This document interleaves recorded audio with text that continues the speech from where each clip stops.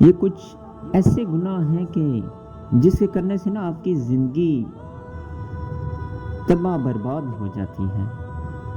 آپ کو بہت ساری مشکلات کا سامنا کرنا پڑے گا. نمبر 1، جس گناہ سے عمر کم ہوتی ہے وہ ماں سے بدسلوکی ہے. اگر آپ اپنی ماں سے بدسلوکی کرتے ہیں تو آپ کی عمر کم ہو جاتی ہے اور آپ کی وہ جو زندگی ہوگی ایک تو کم ہوگی، دوسرا مشکلات نہیں گزرے گی. تو اس لیے کوشش کیا کریں اپنی ماں سے ہمیشہ اچھا صلہ کریں، کبھی بھی بدسلوکی کریں چاہے کسی بھی صورت میں ہو. ہمیشہ ماں کی آپ خدمت کریں، چاہے ماریں پیٹیں کچھ بھی کریں، کیونکہ ماں باپ کے بہت احسانات ہوتے ہیں انسان پہ.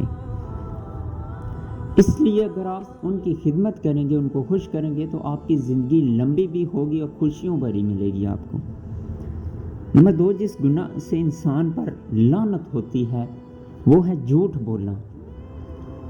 جب آپ جھوٹ بولتے ہو تو ہمیشہ آپ پہ لعنت ہوتی رہتی ہے، اور یہ ایک ایسا گناہ ہے کہ آپ ایک بار جھوٹ بولو گے نا تو آپ کو بار بار بولنا پڑے گا.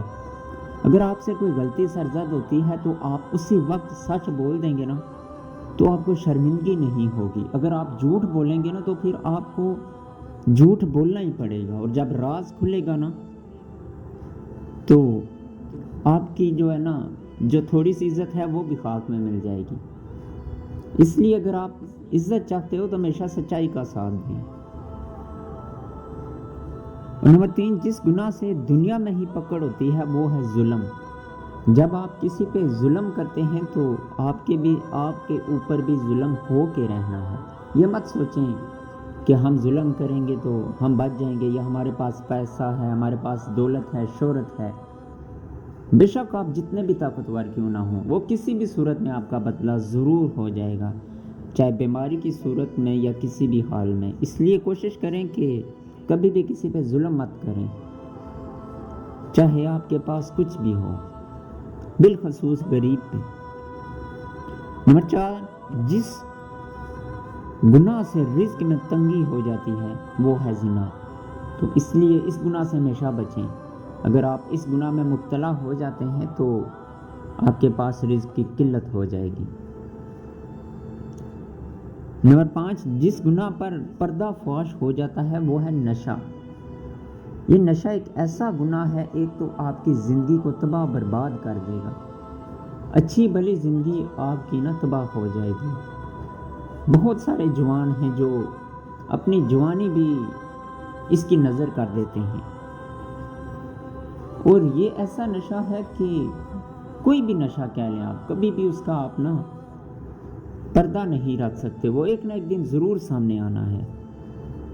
ایک تو آپ کی اپنی زندگی تباہ ہو جائے گی، دوسرا یہ کہ آپ کو ہمیشہ کے لیے شرمندگی اٹھانی پڑ جائے گی. نمبر 6، جس گناہ سے پوری انسانیت تباہ ہو جاتی ہے وہ ہے قتل. اس لیے کہا جاتا ہے کہ اگر آپ نے ایک قتل کیا تو پوری انسانیت کو قتل کیا، اگر آپ نے ایک کی جان بچائی ہے تو پوری انسانیت کی جان بچائی ہے. اس لیے اس گناہ سے نہ ہمیشہ بچ کے رہیں، کیونکہ جب آپ قتل کے ارادے سے کسی پہ جاتے ہیں نا تو یہ پھر کام رکتا نہیں ہے. اگر آپ کوئی قتل کریں گے تو پھر اس کی فیملی والے آپ کو کریں گے، آپ کی فیملی میں سے کوئی کریں گے. تو اس لیے یہ ایسا گناہ ہے کہ اس سے ساری انسانیت تباہ ہو جاتی ہے. نمبر 7، جس گناہ سے نعمتیں چھین جاتی ہیں وہ ہے تکبر. جو انسان غرور اور تکبر کرتا ہے نا وہ ہمیشہ منہ کی کھاتا ہے، کیونکہ تکبر کرنے سے نا آپ سے جو نعمتیں ہیں وہ ساری چھین جائیں گی.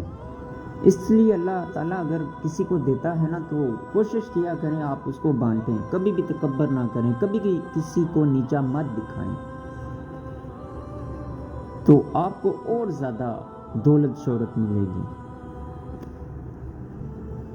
کیونکہ تکبر جو ہے نا وہ ہمیشہ انسان کو خاک میں ملاتا ہے، اور انسان ہے بھی خاک اور ایک دن خاک میں جانا ہے. اس لیے تکبر کس بات کا، 2 دن کی زندگی ہے، کوشش کریں کہ اچھے اخلاق اچھے کردار سے گزاریں.